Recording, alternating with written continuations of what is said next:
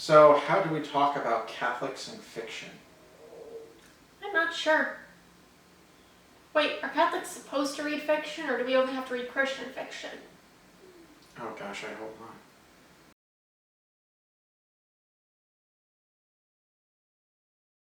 Greetings and welcome to another episode of Catholicism and Coffee. I am Stephen Gasinski. I'm Beth Kaczynski. We talk about Catholicism, all things Catholic, and enjoy some great brews. Today we're going to be talking about a Catholic approach to fiction.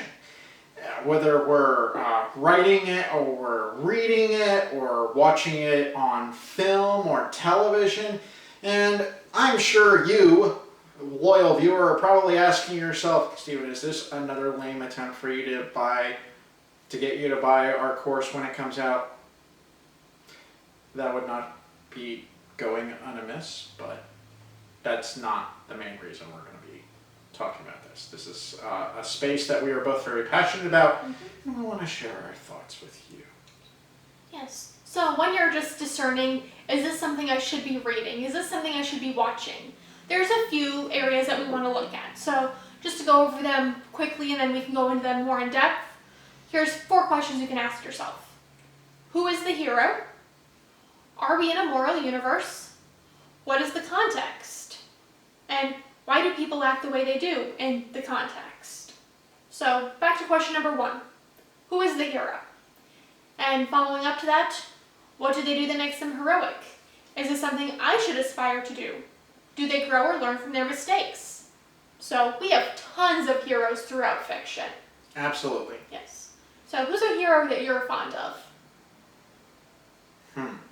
There are so many. You might have to limit it down for me. Okay. Well, we could go with the obvious. Let's go with an obvious one to start with. Okay. Lord of the Rings. Yes, fellow brother Catholic J.R.R. Tolkien, Professor Tolkien. So our main hero that we usually follow throughout that series is Frodo. Now, so one of the things that, do they grow or learn from their mistakes? Frodo learns from his mistakes and tries to be better. We got another character, Aragorn, casts out his fear by becoming like his ancestor who was corrupted by the ring, and become who he was meant to be, an honorable king. And he acts with honor and courage and learns from his mistakes. So, those answered all those questions. Yes. And let's not forget about everybody's favorite character, or a lot of people's favorite character, Samwise Gamgee. He is definitely a hero. He is loyal. He's a good friend. He sticks to his quest no matter what comes his way. Yeah. Even when he gets kicked off of it by his buddy, which he knew he was corrupted, so. Yep. Okay, we came up with one. What, your turn? Well, one of my favorite movies is The Princess Bride. So we have lots of interesting characters in that one. But our main, I guess you could call him a hero, is Wesley. Now, you meet him at the beginning, he's in love with Buttercup, who's a beautiful woman, but he has to leave, and then she thinks he's dead, but turns out he's not dead. He's living as the Dread Pirate Roberts. But when he comes back, he doesn't want to kill anybody. He doesn't want to do anything bad. He doesn't really want to live as the Dread Pirate Roberts anymore. He just wants to be with Buttercup. But he uses his skills that he learned as Dread Pirate Roberts to protect Buttercup, especially from the prince, who is not a good guy. He is not heroic. Yeah, it's funny. He has the opportunities to kill a couple of people. He chooses not to. You seem a decent fellow. I hate to kill you. Yeah, that wasn't him who was talking. Oh, you seem a decent fellow. I hate to die. Yeah, he chooses to actually keep them alive. Even though he could be well within his rights to kill in self-defense, he chooses not to. Yes. Now, you could argue that he kills Vizzini. Yeah, that one's a little bit of a stretch. But yeah, Vizzini had free will to not drink the cup. No, he warned him. So, let's talk about a very, for some reason, popular film. Titanic. Looking at you, James Cameron. I have issues with him. I'll apologize in advance. But Our main characters.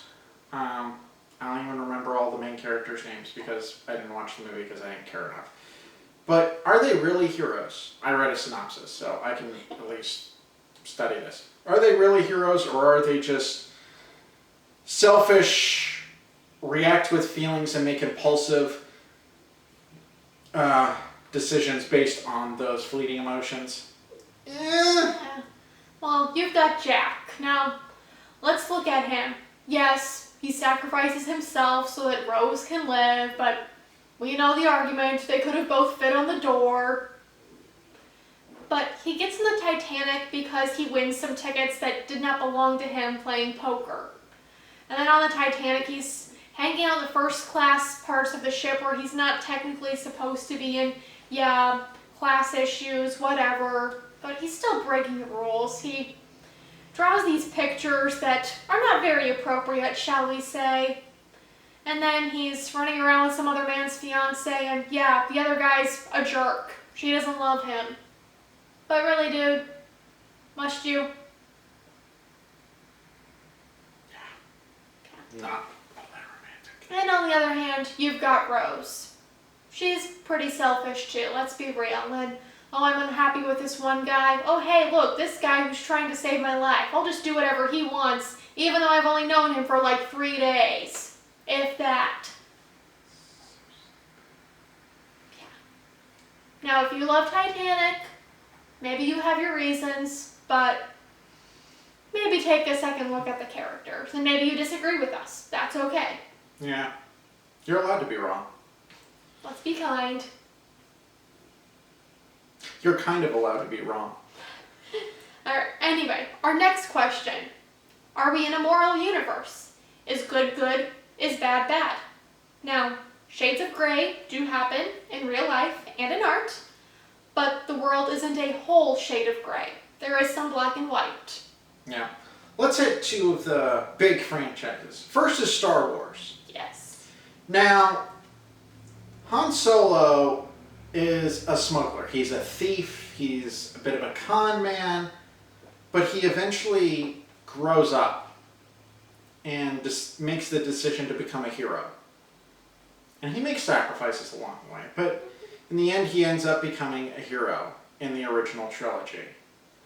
And that's pretty admirable. So, we've got the light side, we've got a hero character. Now, Darth Vader, on the other hand, or formerly known as Anakin Skywalker, he's literally a mass murderer. He hunted down thousands of Jedi Knights. He was responsible for the destruction of several planets. Not a good guy. But he chooses to actually do the right thing by saving his son from death. And by choosing to do that, he does end up sacrificing himself. But still, that's pretty... So, that... It doesn't... Now, the galactic, moral scales are not fixed because of his one sacrifice for his son, but it gets a little more balanced. So... Yes. And you can see in Star Wars, good is definitely good, evil is definitely evil. Yes, for good Yes. Star Wars. Yes, good Star Wars. And often, those who are evil or those who make bad decisions will change their ways. Or they pay the ultimate price for it. Or they pay the ultimate price for it. So, going into another fandom, probably my personal favorite fandom, Harry Potter. So, we have tons of good guys. Harry, Ron, Hermione, Dumbledore, the Weasleys, besides Percy, we don't count him. Sirius Black, Remus Lupin, Neville Longbottom, Professor McGonagall. They're good guys. They promote self-sacrifice. They promote fighting against the dark arts. While you've got the bad guys, Voldemort, Bellatrix Lestrange, all the other Death Eaters, where they murder, they torture others just for their own personal gain, which ends up not even being a gain because most of them die. Yeah. So definitely, good is good, evil is evil. Those who are evil lose in the end. Mm-hmm. So the next question, what is the context? What is the setting? So we could go, how about we go in the far past and then we'll jump forward? Yes. So there's a lot of historical dramas out there. You'll be following stories about aristocrats and royalty, and they don't have the best marriages, let's be honest. But unfortunately, that was normal back then.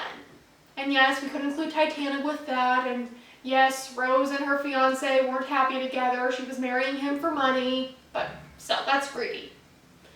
But a lot of those historical dramas, they're arranged marriages. They're doing it for the good of the family, to maintain their status, to gain status, to keep wealth, because some of them lost their money and then had to marry self-made men, self-made women, daughters of self-made men.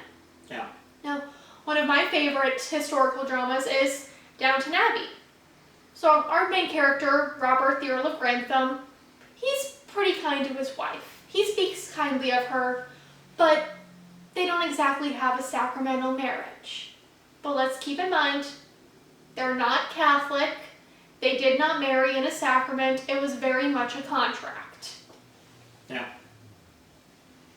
And even though they both teeter, Yes. they don't break their marriage vows. Yeah. Not in full out. So, Yeah. No major scandals between the two of them. no. Now, the eldest daughter, on the other hand, she gets wrapped up in a few things. Couple things. Yes. So does the middle daughter. Oh, yeah. So, it's funny, the youngest one actually ends up okay. Yeah, but she dies, so... Yeah, there you go. Spoiler. Yeah. It's an interesting show. Yes, but even though there are some things that are not exactly in line with Catholic values, we understand why they aren't in line, and there's still a lot of good from the show. There's some good lessons there, especially about how to treat those beneath you, because we see the family is very kind and very generous towards their servants, their staff, the people in their village. Mm-hmm. So let's put away the Wayback Machine. Let's go forward. Now, my favorite franchise is Star Trek. Far in the future. Not Discovery Far. We don't talk about that show. Far in the future, just certain things are unthinkable. Things like racism and sexism are all but eliminated on Earth. So you have what made Star Trek in the 60s so groundbreaking. They had a black woman as a senior officer. She was the communications officer. But a couple of times she actually took command position. She actually took the navigation position in one episode. Because they weren't just like, well, they didn't make a huge deal about it. I mean, the camera stayed on her for this particular episode for the moment. But no one was making a big deal. They were just like, hey, Lieutenant Uhura, take navigation, can you? And she just got up and did her job. People of all races, genders, ethnic backgrounds, they were just like, okay, whatever, let's work for the common good, let's do what is best for everyone. Doesn't even matter if they're an alien. Absolutely. No, there's a saying from one of the aliens on the show, it's infinite diversity and infinite combinations. True diversity, diversity of thought. There's actually one scene, there's a wedding, and they're talking about our many beliefs. We are all gathered here with our many beliefs to celebrate this beautiful thing of matrimony. Where do you hear that anywhere else? You don't. And any of that negative behavior, racism, sexism, prejudice, if it's shown by humans or aliens, it's considered vile. There's actually one point, there's a human exhibiting some bad behavior toward an alien. The captain dresses him down, says, you leave that bigotry in your quarters. It has no place on my bridge. So we have to take that into context. And it actually will help us learn many moral lessons. Now, is it a perfect show? Is it exude Catholic theology all the time? No. But there's some great lessons we can learn from that. And one of the beautiful things, there were so many different types of people who could enjoy the show, and it was universally loved by so many different types of people. I'll get off my soapbox now. So, another question that we need to ask is why? Why do people act the way they do in the context of this story? Are they morally bankrupt, and is it abnormal or strange for them to be good? I think you have a particular franchise that answers that question. Yes. So maybe you were a teen in the 2010s and you followed the Hunger Games. It was me. I was a teen in the 2010s. I loved the Hunger Games. And in this world, which is set in future America, which is now called Panem, but it is common for literal child sacrifice to take place in the annual Hunger Games, where the 12 districts offer a teenage boy and teenage girl to compete in these games and literally fight to the death, meaning all but one person in these games, in this arena, is going to die. And it's just normal for them, but we learn why they do it. They're literally mandated to, because the leaders of this country are so corrupt. They live in a world without God, really. And then also, just it's commonplace in the world of the Hunger Games to murder for food, to be punished for stealing just the smallest things. A child is hungry, puts some fruit in his pocket in District 11, he's going to be punished severely. You see in Catching Fire, the second movie in the series, Gail, Katniss's friend who hunts with her, is dragging around, I think it's a turkey, and gets punished by a peacekeeper pretty severely because hunting's not allowed. Yet you have the rich who are living in luxury, and that's just the way it is. It's the way it's been for 70, 75 years. Nobody questions it. But we can learn so many lessons about why this is bad and just how far humans can fall if we don't have God. Absolutely. Now, we didn't mention this question in the beginning, but it is a relevant question to this discussion. What is the story trying to promote? What are the morals? What's the setting? What are all these things trying to teach us? What is this belief that the audience is supposed to take away from something? Yes, and Hunger Games is a great example, first of all, because it shows just how far humans can fall. It is a moral lesson, and we see the districts fighting against the rich capital who is just subjecting them to these horrid, horrid things. Yeah. So, and in an earlier one we talked about Harry Potter, heroes are trying to do the right thing, loving others beyond yourself, self-sacrifice, protecting and honoring your friends, don't betray them, tell the truth, even when you're told constantly, oh, you're a liar. No, I'm not. Here's the truth. And eventually they're forced to face it, and if you keep lying and trying to turn a blind eye to something because you just simply don't want it to happen, and you're beyond reason, it'll come back to bite you. So on the flip side, let's look at a story that's trying to promote some not so good things. We're going to go there. 50 Shades of Grey. I've never read it. I'm not going to read it. The little bit I've read about it, just synopses and reviews, tell me it's pure and utter trash. Yeah. Let's be honest. If Christian Grey, the title character, wasn't rich, handsome, he would be considered, in almost all circles, a perverted masochist, sadist, and ridiculed and derided by all, and rightfully so. He would be a villain in a Criminal Minds episode if he lived in a trailer in the middle of nowhere, not a penthouse in upstate New York.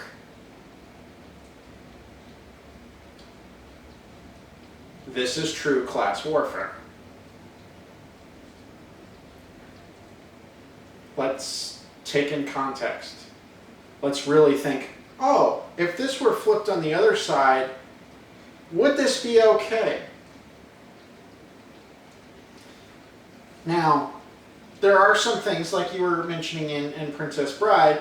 Well, Wesley does kill Vizzini, technically. He's responsible for Vizzini's death.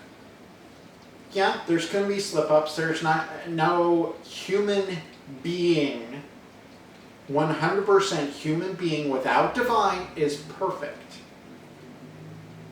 There's the argument for the Blessed Mother, and I'll submit to that one. She's sinless. She is sinless. But no one's perfect. We all make mistakes. We all sin. That's why we need to go to confession. And maybe characters do some things that are not the greatest. Maybe they make mistakes. But the important thing is, do they atone for them? Because Wesley, he walks away from Vizzini and says, know that I hold you in the highest regard. He still respects the man. Or, no, he doesn't. He walks away from Inigo. Yeah. Yes.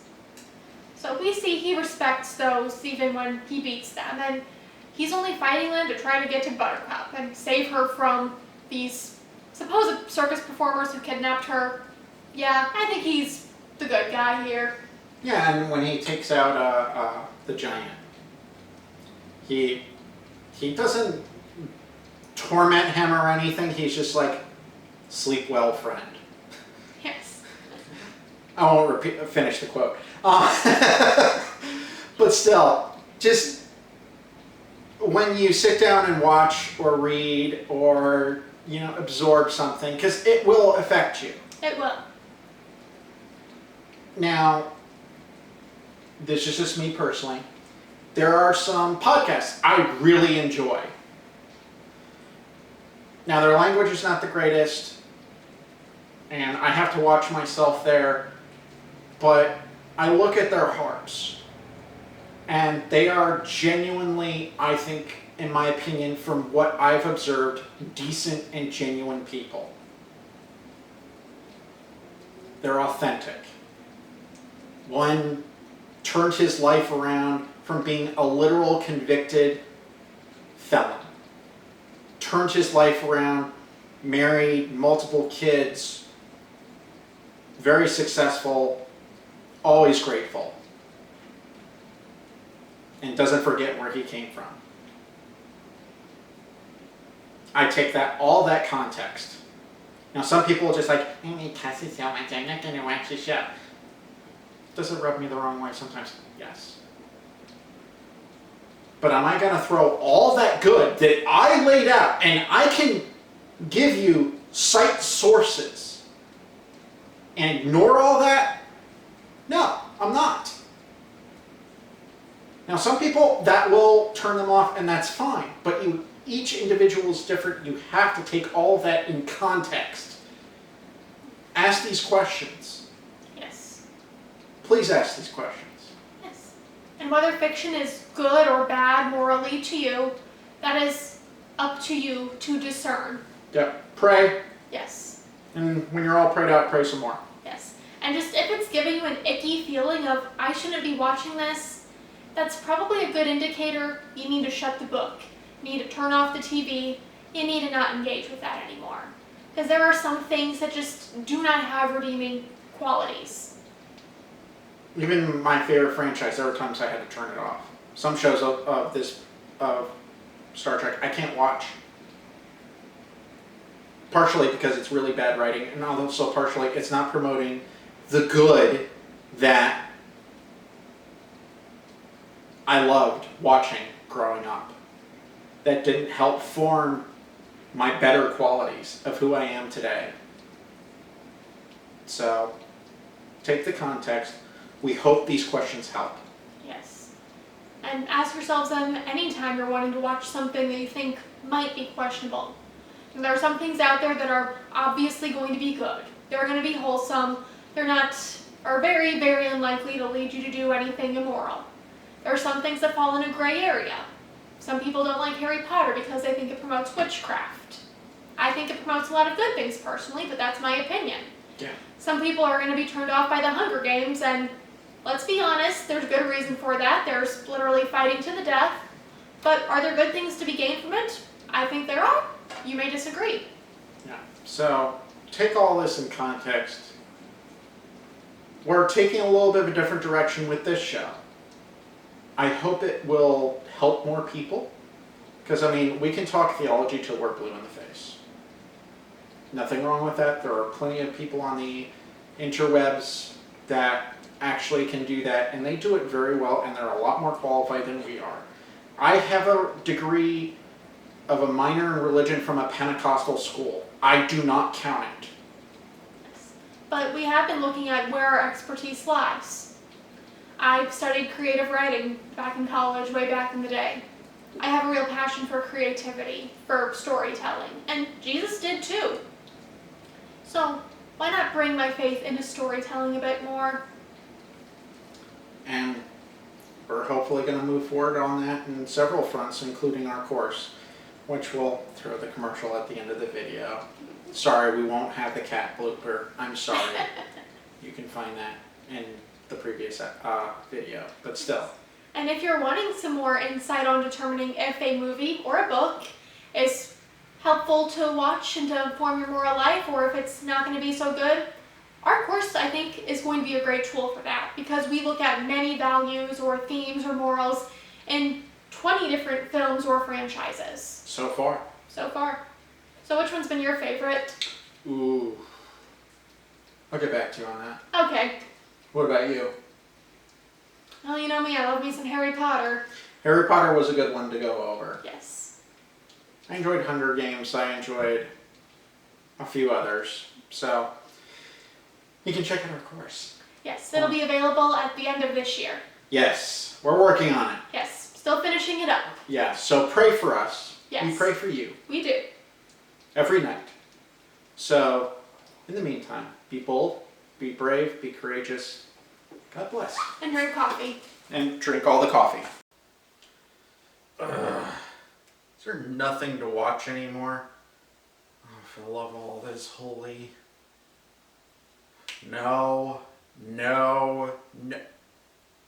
Oh, for the... No. Are you struggling to find something to watch? Gee, what gave you that idea? You've been scrolling through quite some time. Talk about how terrible everything is. Well, can you blame me? They can't even tell if a boy's a boy, a girl's a girl, and the morality in these films is all screwed up. Bad guys are good guys are bad. What is this nonsense? You know, if you look, you can actually find a lot of good things in movies, even today's movies. Do you have a special search engine or something? I am not taking one of those, filter everything out. We tried that. No search engine, no filters. But you can check out Catholicism and Coffee's upcoming course, Morality in Movies. Those two characters who talk about Catholicism all day, don't they have something better to do? They like movies, I heard. That actually doesn't sound too bad. So, where can I find this? Well, when is it coming out? It's going to be on their website later this year. Oh, okay. That actually doesn't sound too terrible. I hope they're not just doing Christian movies and stuff like that. Oh, no, not at all. They're doing all kinds of movies. Lots of different genres, different eras. They've got Star Wars, Harry Potter, Pixar, superheroes, all kinds of good stuff. I guess I'll check that out. I think you should.